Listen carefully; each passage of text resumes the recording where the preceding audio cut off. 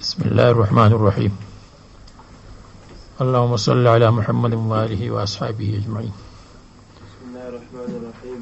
فيهن أي الجنتين وقصورهما خيرات أخلاقا حسان وجوها فبأي آلاء ربكما تكذبان حور شديدات سواد العيون وبياضها مقصورات مستورات في الخيام من دون مجوف مضافة إلى القصور شبيهة بالخدور فبأي آلاء ربكما تكذبان لم يطمثهن إنس قبلهم قبل أزواجهن ولا جان فبأي آلاء ربكما تكذبان متكئين أي أزواجهن وإعراضه كما تقدم على رفرة خضر جمع رفرة أي بسط أو وسائد وعبقري حسان جمع عبقرية أي طنافس فبأي آلاء ربكما تكذبان تبارك اسم ربك ذي الجلال والإكرام تقدم ولفظ اسم زائد. فرمائے فیہما فاکہۃ ونخل ورمان فبأی آلاء ربکما تکذبان. اس میں یہ جو لکھا ہے وہ آخر میں آیت اذان کے بعد ہما منہا وقیل من غیرہا، یہ نخل اور رمان منہا فواکہ میں سے ہیں امام شافعی کی نزدیک، وقیل من غیرہا اور احناف کی نزدیک یہ فواکہ میں شامل نہیں ہے، اس لیے کہ نخل کو بطور غذا استعمال کرتے تھے عرب لوگ اور رمان کو بطور دوا استعمال کرتے تھے، تو یہ خالص فاکہہ نہیں ہے. فبأی آلاء ربکما تکذبان فیہن خیرات حسان، فیہن ان جنتوں میں، پھر تو اشکال ہے کہ جنتین ہے تو پھر ہما ہونا چاہیے، فیہما فرماتے وہ قصورہما، ان کی قصور میں، چونکہ قصور متعدد ہیں اور زیادہ ہے، بے شمار ہے، اس لیے ہن کا لفظ آیا. ان کے اندر خیرات بہترین عورتیں ہیں، بہترین لڑکیاں ہیں، خیرات سیرتن و صورتن جو بہتر ہے صورت اور سیرت کے اعتبار سے، اخلاق سیرت اور صورت کے اعتبار سے. حسان وجوہن تو خیرات میں اخلاقاً آیا اور حسان میں وجوہن چہرے. فبأی آلاء ربکما تکذبان حور مقصورات، حوریں ہیں، گوریاں ہیں، شدیدات سواد العیون و بیاضھا. حور کے دو معنی آپ نے پڑھے ہیں، ایک حور کے معنی گوریاں اور ایک حور کے معنی جن کی آنکھوں کی سیاہی خوب سیاہ اور سفیدی خوب سفید. مقصورات جو محفوظ ہوتی ہیں، فی الخیام موتیوں کے خیمے میں، یعنی وہ خیمے مراد نہیں جو ہمارے اور آپ کے خیمے ہیں، فی خیام موتیوں کے خیمے، فی خیام اللآلی من در مجوف، موتی مجوفن جو اندر سے خالی ہو. اور مضافتن الی القصور، یہ خیمے ملائے ہوں گے الی القصور ان کے بنگلوں کے ساتھ، جو ان کے قصور اور محلات ہیں ان محلات کے ساتھ خیمے ملائے ہوئے ہوں گے. تو کبھی مزی کے لیے خیموں میں بیٹھتے ہوں گے اور کبھی مزی کے لیے قصور میں جاتے ہوں گے. تو کیسے ہوں گے؟ من در مجوف، جیسے باجی پٹیل کا مکان دیکھا ہوگا آپ نے، اس کے سامنے کیا ہے؟ خیام، اوپر خیمی کی شکل میں وہ لگایا ہوا ہے شیڈ. مضافتن الی القصور، قصر باجی کے ساتھ ملا ہوا ہے.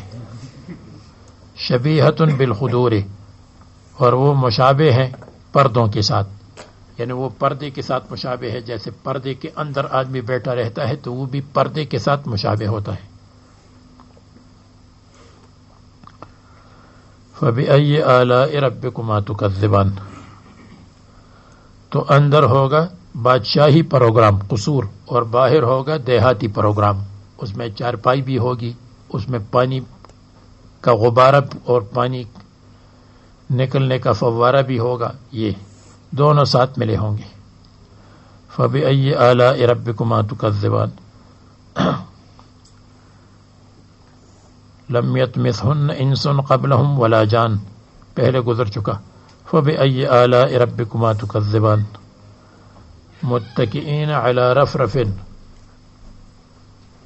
کہاں گئے تھے؟ جلدی آیا کرو یار، تم پورے گھنٹے میں کبھی کوئی کسی وقت آتا ہے، کوئی کسی وقت آتا ہے. متکئین علی رفرف، تکیہ لگائے ہوئے ہوں گے. متکئین اے ازواجہن، ان کے شوہر. وإعرابہ کما تقدم، اور اعراب وہی ہے جو پہلے گزر چکا ہے، یعنی اعراب وہی ہے کہ حال ہے.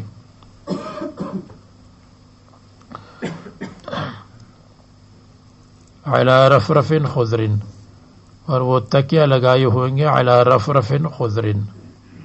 رفرف کے ایک معنی ہے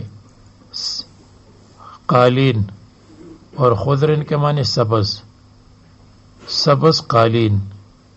اور رفرف رفرت طائر، جب پرندے اپنے پروں کو بچھا دے اور پھیلا دے، تو جیسے پرندوں کے پر پھیلائے ہوئے ہوتے ہیں، اسی طرح یہ بھی پرندوں کے پروں کی طرح نرم خوبصورت بچھی ہوئی ہوں گے. تو رفرف قالین کارپٹ، اور خضر سبز. اور اگر رفرف کے معنی ہو قالین اور سبز، تو عبقرین حسان میں عبقرین کے معنی بھی قالین ہے. تو پھر قالین کے اوپر قالین اور قالین کے اوپر قالین اس زمانے میں عادت ہے. ایک قالین یہ ہے، اس کے اوپر دوسرا کارپٹ بچھاتے ہیں.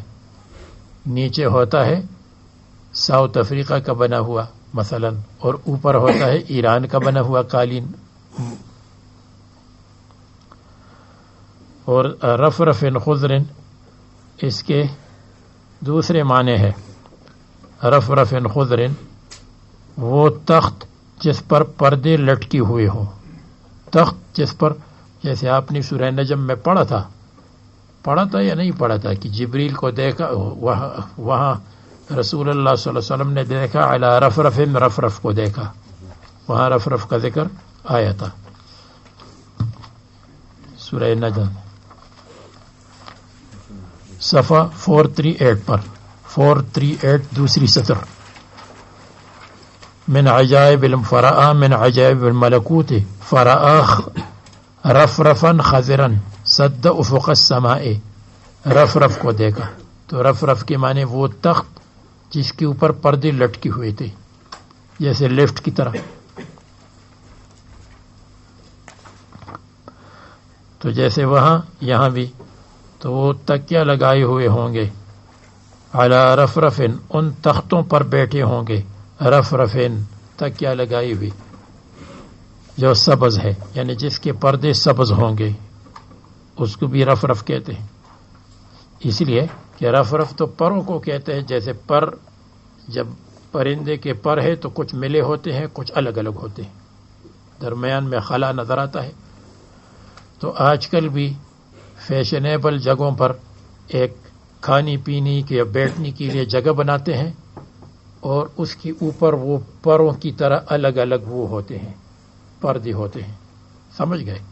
وہ جو اس ہوتے الگ الگ ہوتے ہیں پتوں کی طرح، ایک پتا دوسرا پتا، اس کو کھینچتے ہیں تو مل جاتے ہیں، اس کو ذرا کھولتے ہیں تو اس میں خلا پیدا ہوتا ہے. یہاں نہیں ہے، ورنہ میں آپ کو دکھاتا. تو سمجھ میں بات آ گئی. رفرف، رفرف کے معنی تخت جن کے اوپر پردے لٹکے ہوئے ہوں، کما مرہ. اور تیسرا معنی رفرف کا مطلب تکیے، خضرن سبز، تکیے جس کے اوپر تکیہ لگاتے ہیں پیچھے. اور اس کو رفرف کیوں کہتے ہیں؟ اس لیے کہ رفرف کے اپنے معنی ہے رف الطائر، جب پرندے پروں کو بچھا دے، اور پرندے جب سیر پر جاتے ہیں تو ان کے پر بالکل مستوی اور برابر بچھی ہوئے ہوتے ہیں. پرندوں کی سیر، پرندوں کا مجموعہ آپ نے دیکھا ہوگا کہ جب بالکل اس طرح چلتے ہیں، اس طرح اڑتے ہیں کہ نہ ایک آگے نہ ایک پیچھے، بالکل برابر میں. جیسے ان کے پر برابر ہوتے ہیں اسی طرح یہ تکیے علی الصفوف ہوں گے، صفوں کی شکل میں. یہ 3 معنی ہیں. اور اصل معنی آپ کو یاد ہوگا کہ رف الطائر، پرندے کے پروں کے بچھانے کو کہتے ہیں. تو پھر اس میں سبز قالین بھی، کیونکہ وہ بھی بچھے ہوئے ہیں، یہ بھی بچھے ہوئے، وہ بھی خوبصورت، یہ بھی خوبصورت. اور رف رف کے وہ معنی بھی آ گئے کہ تخت جس کے اوپر پردے لٹکے ہوئے ہوں پروں کی طرح، اور وہ تکیے جو ہوں جو برابر اور مستوی ہوں اس کو بھی کہتے ہیں. جمع رفرفتن اے بسطن، یعنی بساط اور قالین او وسائد یا تکیے. وعبقری حسان، اور قالین ہوں گی خوبصورت، کارپٹ ہوں گی خوبصورت. تو عبقری ان کے معنی ہے عجیب اور غریب قالین ہوں گے. یہ عبقرین عبقر کی طرف منسوب ہے، اور عبقر کہتے ہیں ایک شہر تھا پرانے زمانے میں، یا ایک بستی تھی جس میں جنات رہتے تھے، اور اس میں جنات کی عجیب اور غریب واقعات مشہور تھے. جنات کے واقعات تو ویسے بھی عجیب ہوتے ہیں کہ وہاں ایک آدمی تھا تو جنات وہ اس کو لے گئے اور اپنے شہر میں اس کو بسایا، اور پھر اس کی شادی کرائی، اور پھر اس کا بچہ پیدا ہو گیا. مثلا میں بطور مثال کہتا ہوں. تو عجیب اور غریب قصے ہوتے ہیں. اس لیے حضرت عمر کے بارے میں بھی آتا ہے فلم ابقرہ فلم ار عبقریا یفری فریہ، میں نے حضرت عمر کی طرح عبقری آدمی نہیں دیکھا. عبقری عجیب اور غریب مہارت اور قوت والا آدمی. تو عبقری ان کے معنی ہے کہ وہ ایسی خوبصورت اور عجیب و غریب قالین ہوں گے جیسے جنات کے قصے عجیب و غریب ہوتے ہیں، اور حسان خوبصورت ہوں گے.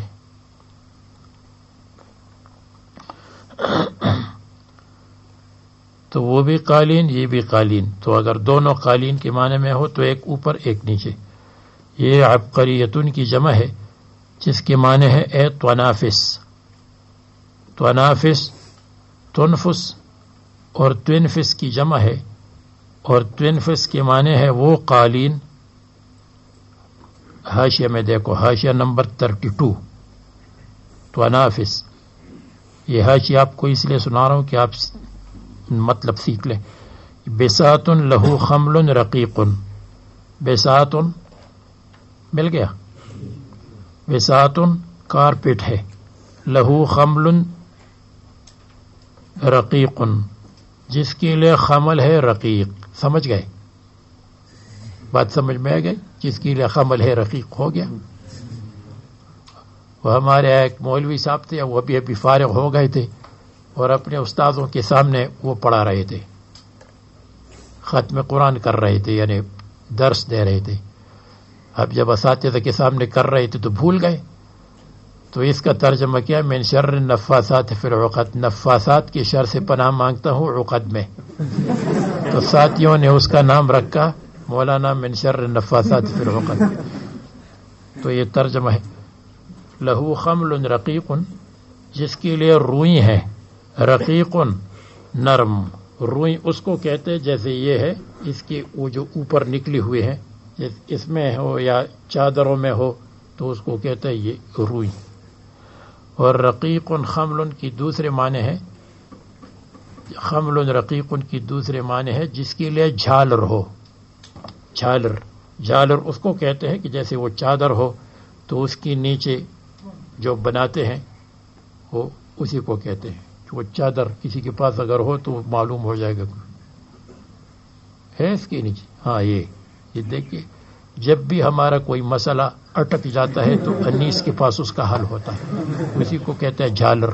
لیکن جھالر میں یہ ہے، اس میں تو اس کے اندر اور وہ ہوتی ہے، یعنی گول گول گول گول اسی طرح ہو تو اس کو بھی اس کو جھالر کہتے ہیں. یہ تو سادہ ہے. تو تنافس وہ قالین ہے جو نرم ہے اور جس کی روئی ہو، یعنی نرم کے ساتھ گرم بھی ہو، اور یا اس کے لیے جھالر ہو.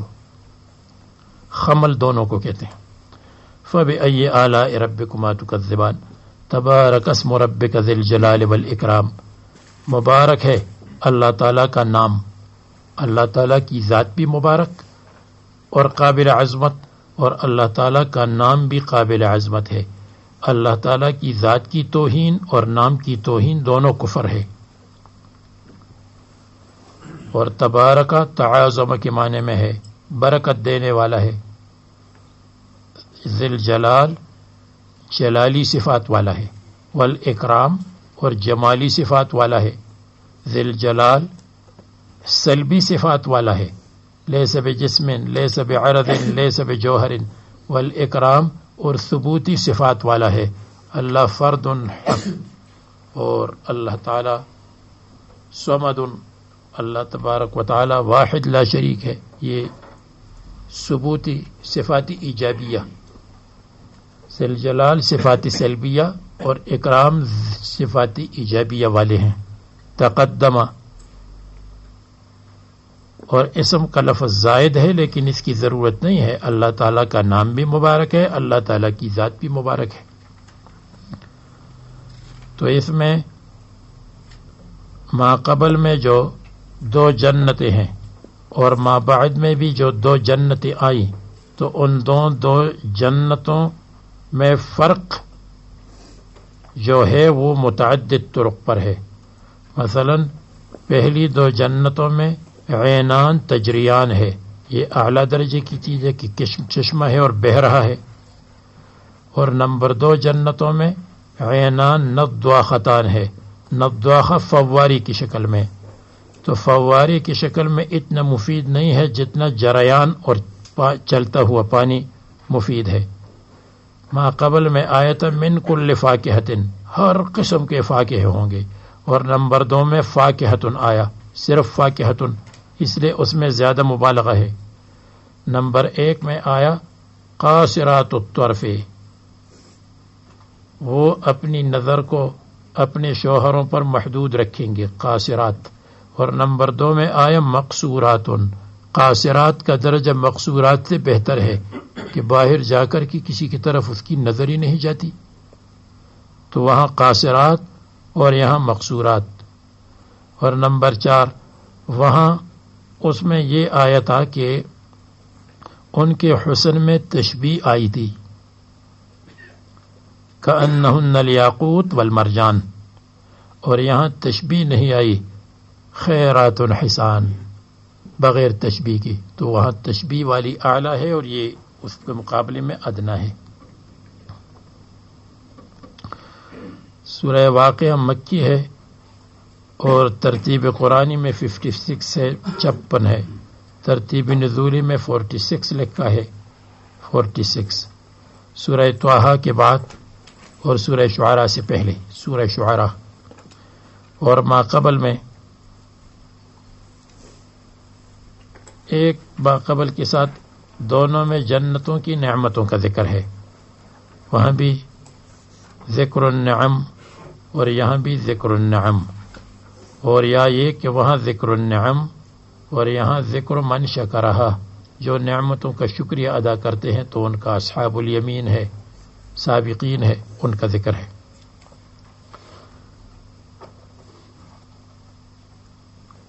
نمبر 2 ما قبل میں جنات کی تقسیم اور آنے والی صورت میں اہل جنت کی تقسیم.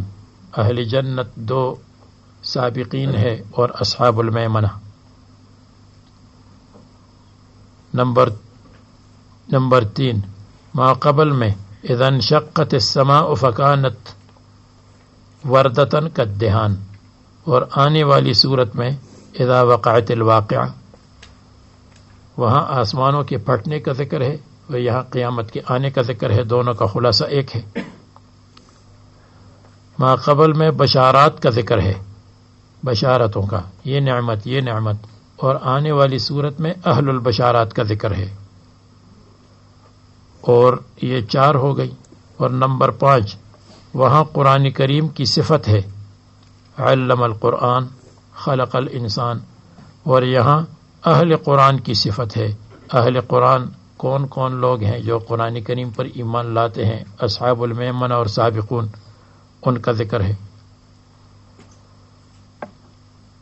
یا یوں کہیے کہ وہاں قرآن کریم کی نعمت کا ذکر ہے اور یہاں قرآن کریم کی تعظیم کا ذکر ہے۔ انہ لقرآن کریم، یہ قرآن کریم ہے، قرآن کریم کی عظمت کا ذکر ہے۔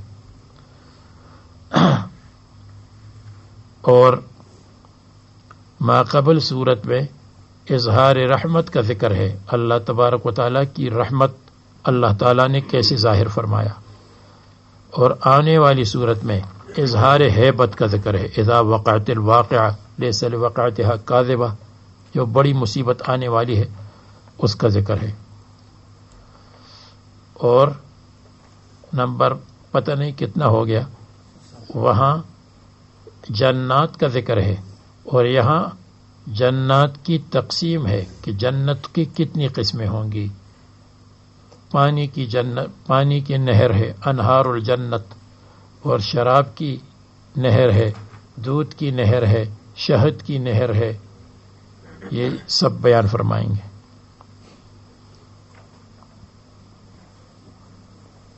ہونا کا ذکر الجنات وہاں ہونا ذکر انہار الجنات کا ہو، میں نے اقسام کہا، انہار الجنت۔ اور قیامت کا ذکر سب میں مشترک ہے۔ حدیث میں آتا ہے کہ جو رات کو سورہ واقعہ پڑھے گا تو اس کو فاقہ نہیں پہنچے گا، قحط سالی اور فاقہ اس کو نہیں پہنچے گا۔ اس کی سند میں ابو طیبہ ابن سلیمان ہے، لم یدرک ابن مسعود، ابن مسعود سے روایت کرتے ہیں اور ان کو پایا نہیں ہے، سند پر کلام ہے۔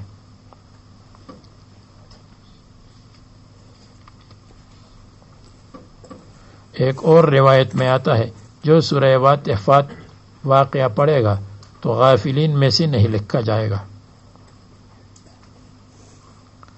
وَلَمْ يَفْتَقِرْ هُوَ وَلَا أَهْلُ بَيْتِهِ مَنْ قَرَأَ سُورَةَ الْوَاقِعَةِ لَمْ يُكْتَبْ مِنَ الْغَافِلِينَ وَلَمْ، اور اس کو اور اس کے اہل و عیال کو فاقہ نہیں پہنچے گا، یہ دوسری روایت ہے۔ وَلَمْ يَفْتَقِرْ هُوَ وَلَا أَهْلُ بَيْتِهِ۔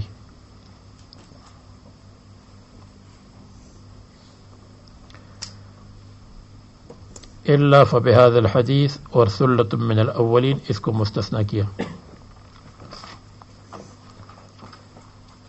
بسم اللہ الرحمن الرحیم۔ اذا وقعت الواقعۃ، تو جزا ہے فاصحاب المیمنۃ ما اصحاب المیمنہ، وہ جزا ہے۔ یا اذا وقعت الواقعۃ فتفرقت احوال الناس وتفرق الناس، لوگ بھی الگ ہوں گے، لوگوں کے حالات بھی الگ الگ ہو جائیں گے۔ اذا وقعت الواقعۃ، جب واقع ہو جائے بہت بڑا واقعہ، قامت القیامت، قیامت کا واقعہ ہو جائے، لیس لوقعتها کاذبۃ، نہیں ہوگا اس کے واقع ہونے کے وقت یا اس کے واقع ہونے کے بعد کاذبۃ، نفس منکرۃ، کوئی نفس اس کا انکار نہیں کرے گا۔ کاذبۃ جیسے دنیا میں جھوٹ بول کر انکار کرتا ہے تو وہاں کوئی انکار کرنے والا نہیں ہوگا۔ لیس لوقعتها نفس مکذبۃ ومنکرۃ، یا کاذبۃ مصدر ہے، فاعلۃ کے وزن پر مصدر کی جو بہت سارے اوزان ہیں، 33 اوزان ہے مجرد کی مصدر کی، تو اس میں سے ایک فاعلۃ کا وزن بھی ہے۔ معنی یہ ہے لیس لوقعتها کذب، لیس فی وقوعها جھوٹ، اس کے واقع ہونے میں کوئی جھوٹ نہیں ہے۔ نفس تکذب بان تنفیها، کہ اس کی نفی کرے جیسے دنیا میں نفی کیا کرتا تھا. خافضۃ رافعۃ، یہ قیامت خافضۃ بعض لوگوں کو پست کر دے گی، اور رافعۃ بعض لوگوں کو بلندی دے گی. خافضۃ لاعداء اللہ، رافعۃ لاولیاء اللہ.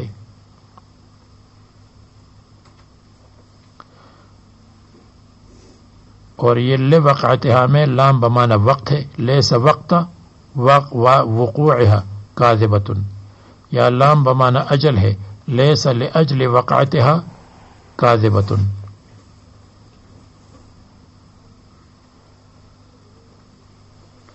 یا مظہرۃ لخفض اقوام، ظاہر کر دے گی بعض لوگوں کی پستی کو، بدخولہم النار، ان کو نار کے داخلی کی وجہ سے، اور دوسرے لوگوں کو بلند کر دے گی بدخولہم الجنت، ان کو جنت میں داخل کر دے گی. اذا رجت الارض رجا وبست الجبال بسا، جس وقت ہلایا جائے گا زمین کو رجن اچھی طرح، حرکت حرکتاً شدیدتاً، بہت زیادہ حرکت کے ساتھ اس کو ہلایا جائے گا، یعنی زمین پر زلزلہ ڈالا جائے گا اچھی طرح. وبست الجبال بسا، اور ریزہ ریزہ کیا جائے گا پہاڑوں کو بسن اچھی طرح.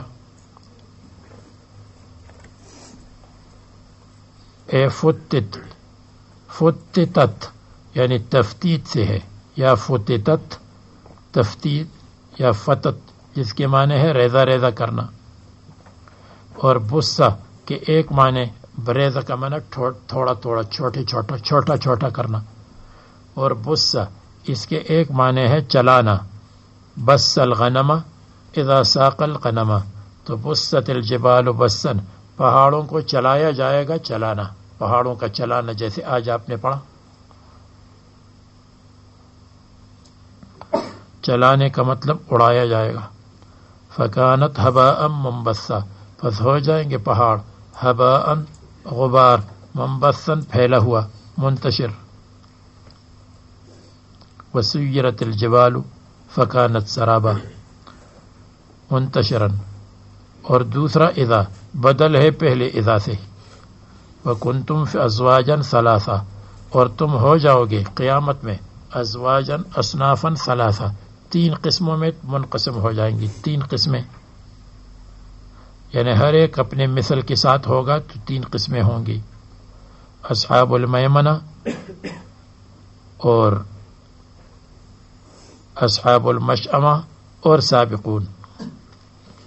فاصحاب المیمنۃ ما اصحاب المیمنہ، پس دائیں طرف والے، ما اصحاب المیمنہ، اور کون ہے اور کیا ہے اصحاب میمنہ، یعنی وہ بہت اونچے لوگ ہیں. جیسے ما ادراک ما لیلۃ القدر، لیلۃ القدر آپ کو کیا معلوم ہے، بہت بڑی شان والی رات ہے، یہاں بھی یہ مراد ہے. اصحاب المیمنہ کون ہے؟ هم الذین یؤتون کتبهم بایمانہم، جن کو عمل نامہ دیا جائے گا دائیں ہاتھ میں. تو فاصحاب المیمنہ مبتدا، ما اصحاب المیمنہ خبر. یا اصحاب المیمنہ جو حضرت آدم علیہ السلام کے دائیں طرف تھے، اور جو بائیں طرف تھے وہ خراب لوگ تھے. یا اصحاب المیمنہ جن کو دائیں راستے پر لیا جائے گا، یعنی ایک راستہ ہوگا دایاں والا، اس پر ان کو لے جایا جائے گا. جو دوسرا راستہ ہوگا بایاں والا، ان پر اصحاب المیمنہ کو لے جایا جائے گا. یا اصحاب المیمنہ تھے جو سعادت والے ہیں، یمن والے ہیں. ما اصحاب المیمنہ، پس مبارک لوگ. ما اصحاب المیمنہ کون ہیں مبارک لوگ، بہت اونچے لوگ ہیں. تعظیم لشانہم، یہ ان کی شان کی تعظیم ہے کہ ان کو جنت میں داخل کریں گے. بدخولہم الجنت، جنت میں داخل ہوں گے. واصحاب المشأمۃ ما اصحاب المشأمہ، اور بائیں والے جن کو بائیں عمل نامہ دیا جائے گا یا بائیں راستے پر لے جایا جائے گا. اور یا منحوس لوگ ہیں اصحاب الشمال، بیان یؤتا کل منہم کتابہ بشمالہ، ما اصحاب المشأمہ، یہاں بھی ماں ہے لیکن تحقیر کے لیے، وہاں بھی ماں ہے تعظیم کے لیے. جیسے کہیں گے اصحاب المیمنہ اور ان کا کیا کہنا، اور اصحاب المشأمہ اور ان کو کیا کہنا. ایک کو ذرا ہلکا کر دے، دوسرے کو لمبا کر دے. اصحاب جو اہل زبان اس کی حقیقت کو جانتے ہیں. تحقیر لشانہم، یہ ان کی شان کی تحقیر ہے اور ان کی توہین ہے. بدخولہم النار. والسابقون السابقون اولئک المقربون، اور والسابقون اور جو سبقت کرنے والے ہیں الی الخیر وہم الانبیاء، یہ مبتدا ہے، اور دوسرا السابقون اس کے لیے تاکید ہے. تاکید کی ضرورت نہیں ہے، بلکہ یہ کہیں گے کہ السابقون الی الاسلام السابقون الی الجنت، تو یہ مبتدا خبر. اور اولئک المقربون وہ الگ مستقل ہو جائے گا. السابقون فی الہجرت السابقون الی الجنت و الی الخیر.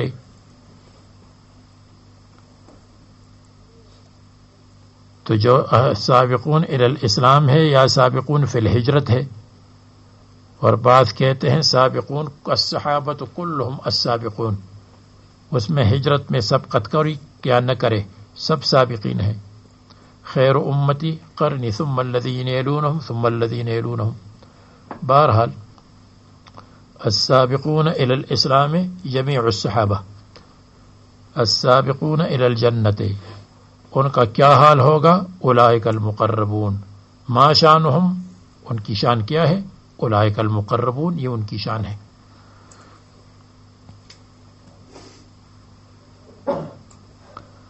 اولئک المقربون فی جنات النعیم، یہ لوگ فی جنات النعیم، نعمت والی جنت میں ہے. صحابہ کرام جو سابقین ہے، حضور صلی اللہ علیہ وسلم فرماتے ہیں لا تسبوا اصحابی فإن احدکم لو انفق، اگر تم میں سے کوئی انفاق کرے احد کے برابر ما بلغ مد احدہم ولا نصیفہ.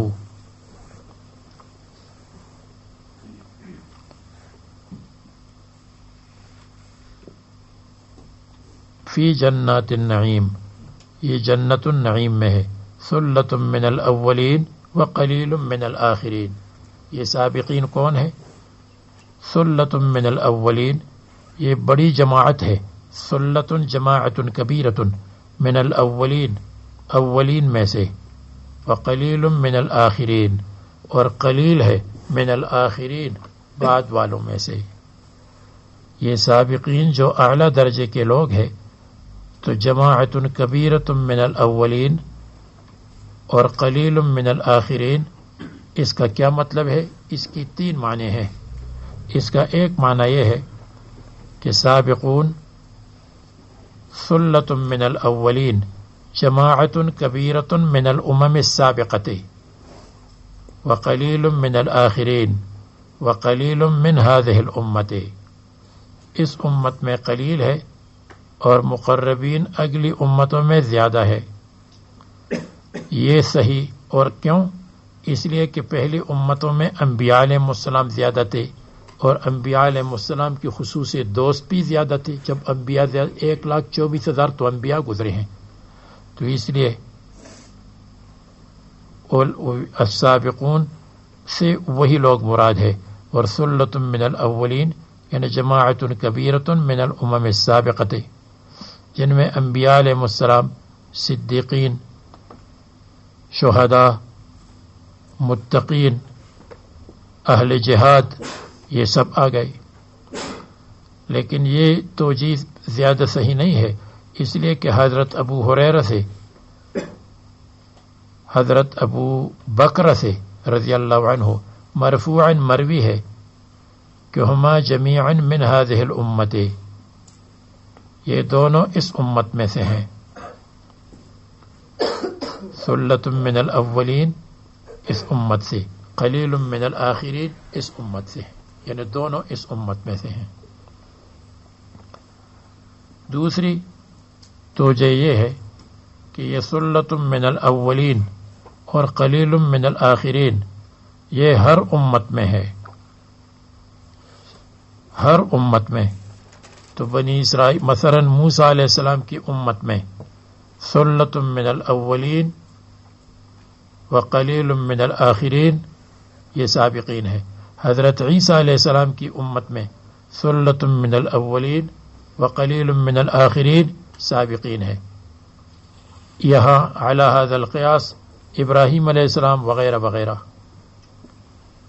تو پھر یہ ہر امت میں اولین بھی ہے اور آخرین بھی ہے، اور اولین میں ثلۃ جماعت کبیرہ ہے اور قلیل من الآخرین، اس لیے کہ ابتدا میں اچھے لوگ ہوتے ہیں، بعد میں خراب لوگ آ جاتے ہیں. تیسری توجہ یہ ہے کہ فی ہذہ الامت خاصتاً، تو پھر معنی یہ ہوگا کہ سابقین کون ہیں؟ ثلۃ من الاولین فی ہذہ الامت، اس امت میں بہت بڑی جماعت ہے. من الاولین خیر القرون میں، ابتدا میں. وقلیل من الآخرین اور قلیل ہے من الآخرین بعد والوں میں سے. بعد والوں کا بڑا ولی ان کے معمولی آدمی تک پہنچنا مشکل ہوتا ہے جو اولین میں سے تھے. تو یہ سابقین جس کی تشریح ہے کہ سابقین میں کون داخل ہے؟ جماعت کبیرۃ من الاولین وقلیل من الآخرین. تو اس میں وہ توجہ ضعیف ہے کہ ثلۃ من الاولین امم سابقہ میں سے ہو اور قلیل من الآخرین اس امت میں سے ہو، اس لیے کہ حدیث میں آتا ہے کہ دونوں اس امت میں ہیں. تو آپ نے ثلۃ من الاولین کو پہلی امتوں کے ساتھ لگایا اور قلیل من الآخرین کو اس امت کے ساتھ لگایا، یہ صحیح نہیں ہے. اور ویسے بھی اس امت کی فضیلت کا تقاضا یہ ہے کہ سابقین میں ثلۃ من الاولین میں اس امت کے لوگ زیادہ ہو.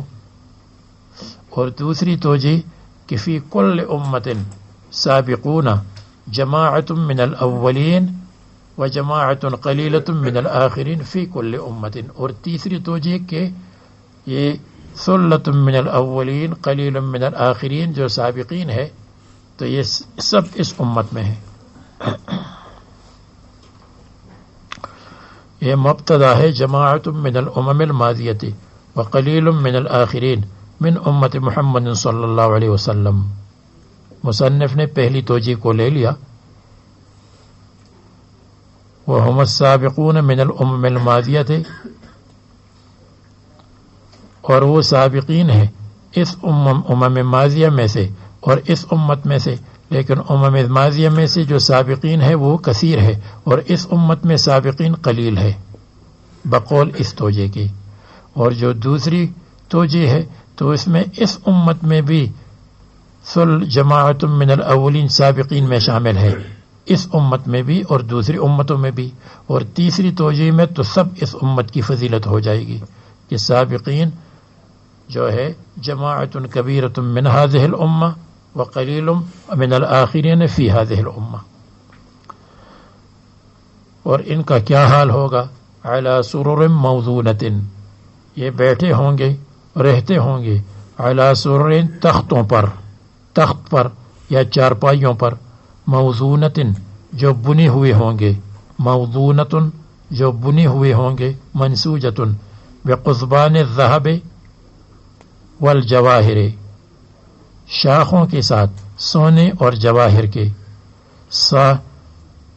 قضبان شاخ کو کہتے ہیں اور مراد یہاں ڈورے اور ستلیاں ہے، جو اس کی ستلی ہوتی ہے یا اس کے ڈورے ہوتے ہیں یا اس کے موٹے موٹے دھاگے ہوتے ہیں تو وہ سونے کے ہوں گے، سونے کے دھاگوں سے بنی ہوئے ہوں گے.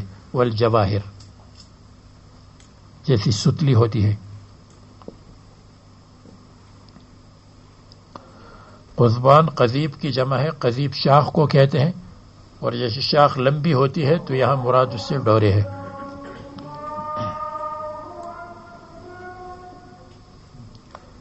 قذب کے لغوی معنی کاٹنا ہے، شاخ کو کاٹتے ہیں، اس لیے اس کو قضبان کہتے ہیں. جیسے وہ کیا جو کل گزرا تک کیا لفظ تھا کہ وفاکہتم و ابا، اس سے پہلے ہاں جی قضبن، قضبن جس کے معنی شلغم وغیرہ آپ کو بتایا تھا، انیس نے بتایا تھا شلغم کا. تو اس کو بھی قضیب اس لیے کہتے ہیں کہ وہ کاٹتے ہیں، کاٹتے ہیں تو کھاتے ہیں. مولی، گاجر، شلغم اس کو کاٹتے ہیں تو پھر پکاتے ہیں، اس کو بھی اس لیے قضب کہتے ہیں. متکئین علیہا متقابلین، تکیہ لگائے ہوں گے، علیہا تختوں پر یا چارپائیوں پر، متقابلین آمنے سامنے، یعنی پشت نہیں ہے بلکہ وہ جیسے ارادہ کریں گے تو وہ سامنے آ جائیں گے، جیسے آج کل کرسیاں آتی ہیں. یہ حال ہے ضمیر سے فی الخبر، خبر میں، یعنی قاعدون جالسون علی سرر موضونۃ، تو جالسون کے اندر ضمیر ہے، متکئین اس سے حال ہے. یطوف علیہم ولدان مخلدون، اس کے اوپر چکر لگائیں گے، ولدان بچے، ولدان لڑکے، مخلدون، لیکن یہ نہیں ہے کہ 2-3 سال لڑکے ہوں گے پھر بوڑھے ہو جائیں گے. مخلدون ہمیشہ ہمیشہ لڑکے ہوں گے.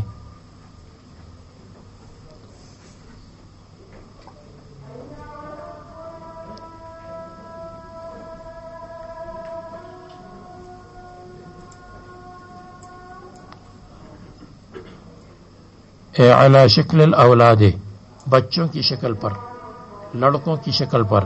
لا یحرمون، بوڑھے نہیں ہوں گے. بے اکواب و اباریق، بے اکواب گلاسات کے ساتھ، گلاس. اقداح وہ پیالے، لا عرا لہا، لا عرا لہا جس کے لیے دستہ نہ ہو پکڑنے کا، دستہ پکڑنے کا، حلقہ پکڑنے کا، تو اس کو کہتے ہیں گلاس. بڑے بڑے گلاس ہوں گے. وہ اباریقہ، اور جگ ہوں گے. کون سے جگ؟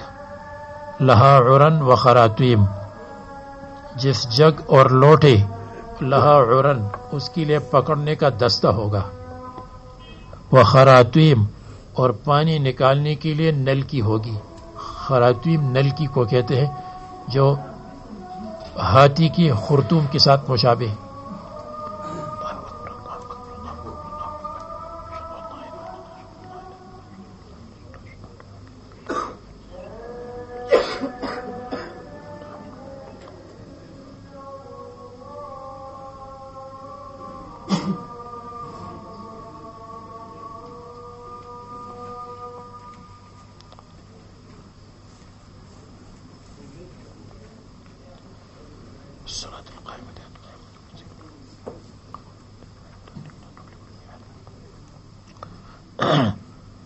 وَكَأْسٍ مِّن مَّعِينٍ، اور وَكَأْسٍ، اور کپ ہوں گے، جام.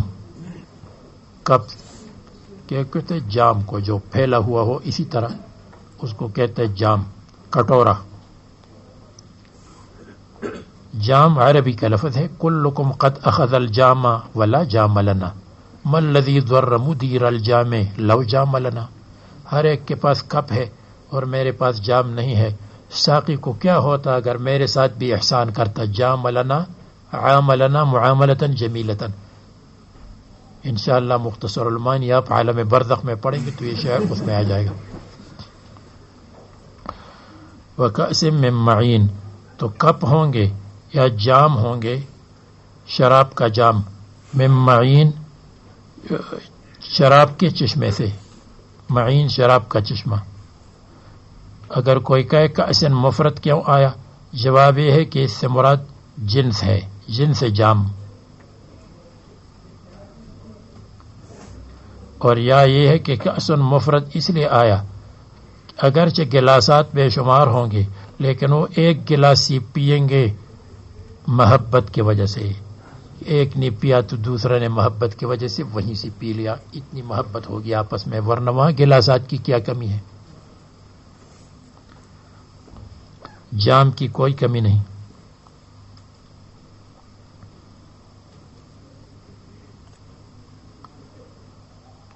کہتے ہیں یہ تو اردو میں بھی استعمال ہے جام، مجھے یاد آیا، کہتے ہیں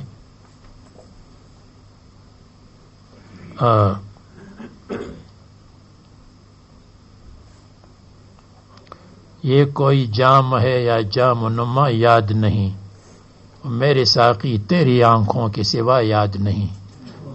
یہ جو آپ کی آنکھیں ہیں تو یہ شراب کا جام ہے یا جام کے ساتھ مشابہ ہے، اور میرے ساقی تیری آنکھوں کے سوا یاد نہیں، بس مجھے تو تیری آنکھیں یاد ہے اور کچھ یاد نہیں. تو جام اردو میں بھی استعمال ہے. فرماتے ہیں کأسن اناء شرب الخمر، شرب خمر کا برتن، من معین اے خمر جاریت من منبع لا ينقطع ابدا، جو کبھی بھی ختم نہیں ہوگا. لا يصدعون عنها ولا ينزفون، لا يصدعون عنها، نو اس میں درد سر ہوگا، صداع اور درد سر نہیں ہوگا. یعنی دنیا کی شراب میں کیا ہے؟ درد سر. نمبر 2 پیشاب اور بول. نمبر 3 نشہ. نمبر 4 قے.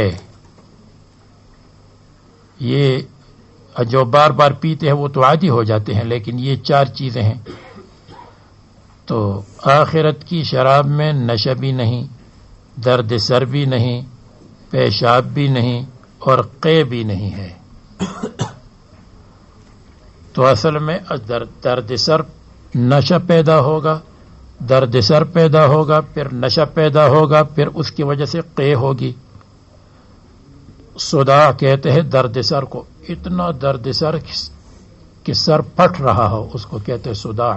فاصدع بما تؤمر، جو آپ کو حکم کیا جاتا ہے فاصدع، تو اس کو ایسا اعلان کر لے جیسے شیشے کو توڑتے ہیں، شیشے توڑتے ہیں وہ جڑتا نہیں ہے، تو آپ کفر پر ایسا ضرب لگائے کہ کفر دوبارہ جڑ نہ جائے. صدع اس کو کہتے ہیں، توڑنے کو کہتے ہیں، تفریق کو کہتے ہیں. اس لیے لا یصدعون کا ایک ترجمہ یہ بھی ہے، لا یصدعون عنہا، تفریقہ نہیں ڈالا جائے گا ان میں، عنہا شراب کی وجہ سے. یہ نہیں ہے کہ شراب پی لی تو ایک نے تپڑ لگایا دوسرے کو، دوسرے نے تیسرے کو تپڑ لگایا اور تفریقہ ہو گیا. نہیں، جدائی، تفریقہ، لڑائی نہیں ہوگی. تو لا یصدعون عنہا، ان کے درمیان تفریقہ نہیں کیا جائے گا عنہا شراب کی وجہ سے. اور نہ ان کا وہ ہوگا، نہ ان کی ینزفون اور نہ عقل جائے گی اور نشہ آئے گا. نزف کے معنی عقل کا جانا، عقل کا ختم ہونا، یہ بھی نہیں ہوگا. بفتح الزاء وکسرها،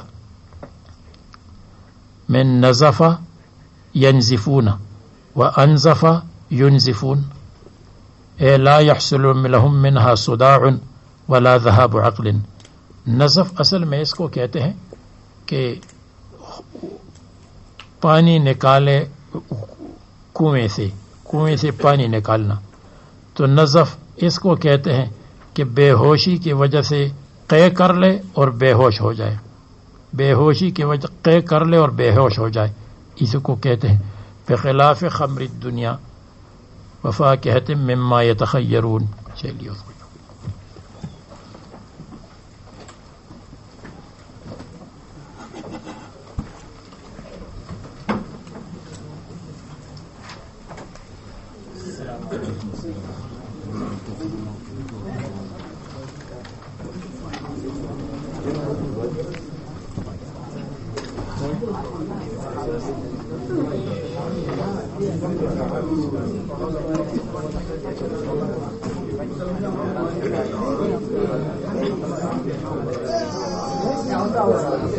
Gracias.